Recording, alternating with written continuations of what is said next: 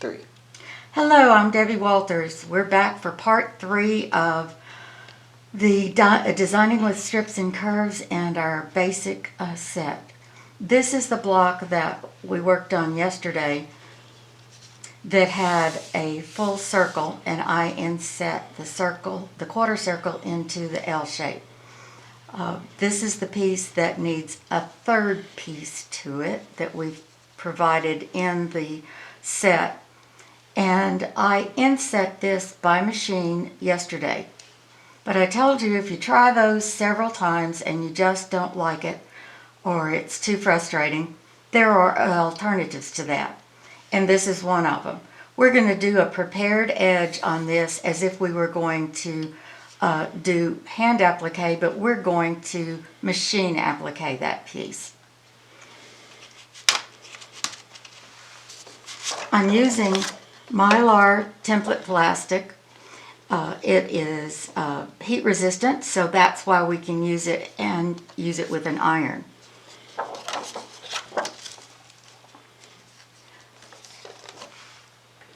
You can use a Sharpie pen to mark all the way around the curved edge only of your template plastic and cut it out with scissors. If you cut with scissors, you're going to cut right on the inside of that line so that you leave the Sharpie edge on here.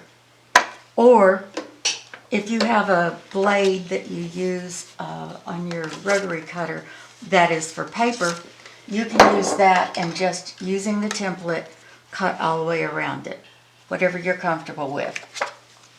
Now I'm going to take this template with the piece that I cut out, and I can hold it on a design wall, on a window or on a light box. And at that time, that seam allowance will show up through the light box. You take your pen and you're going to mark all the way around what is the seam allowance.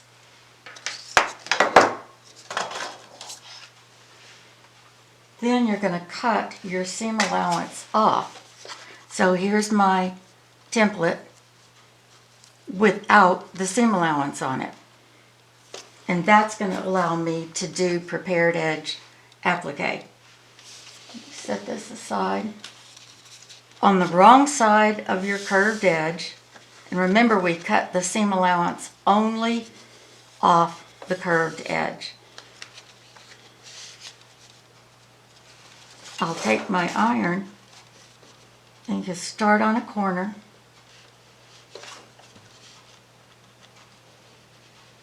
and you just fold it over gently with the iron. This will work with a full-size iron. You just have to be a little more careful of your fingers because there's a lot more iron surface there. This crease will stay much better for you if you took my hint about spray starching it. The more starch in it, the better that's going to hold.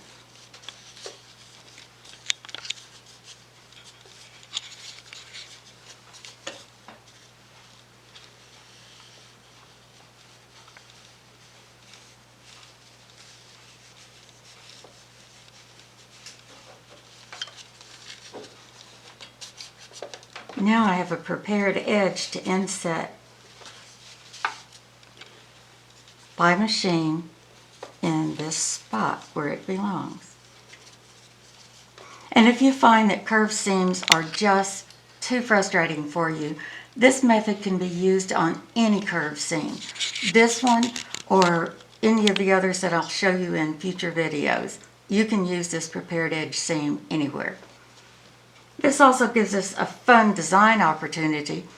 If I wanted to really highlight this circle in my quilt, I could also put rickrack behind it and stitch down.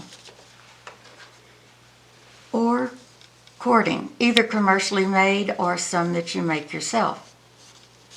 That cording would really make that stand out nicely, using a zipper foot to get as close as possible. You could also use many of the decorative stitches that are on your machine that we paid for but we rarely use, starting with a satin stitch or just a straight stitch with contrasting thread or something that you really wanted to show up. In order to keep this in place nicely when I sew, I'm going to use a glue stick to hold it in place. Only putting the glue on the seam allowance.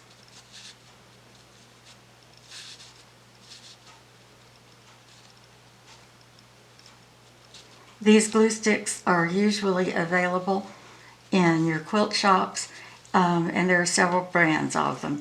And they have replaceable cartridges that have the glue on them.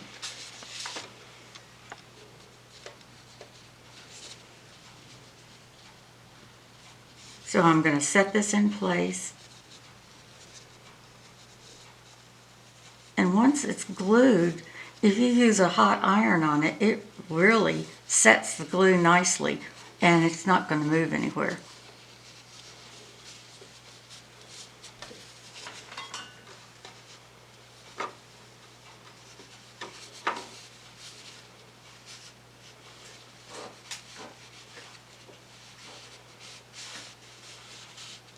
It's ready for top stitching.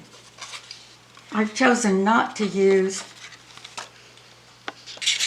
a matching thread, and instead I'm going to use the white contrasting thread. I have my little starter piece on here so it doesn't gum up at the beginning.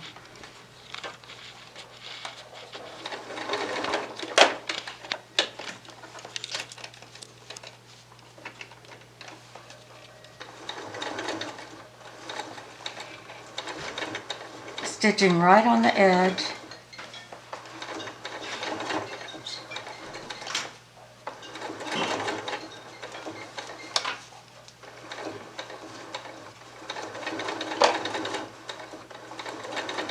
That would be fun in a red thread.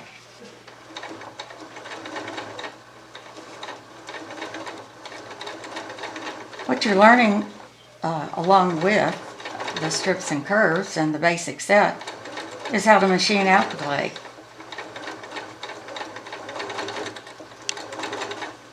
Just consider that a bonus. You can look on our website and there are tutorials by a couple of other instructors on how they suggest you do these curves.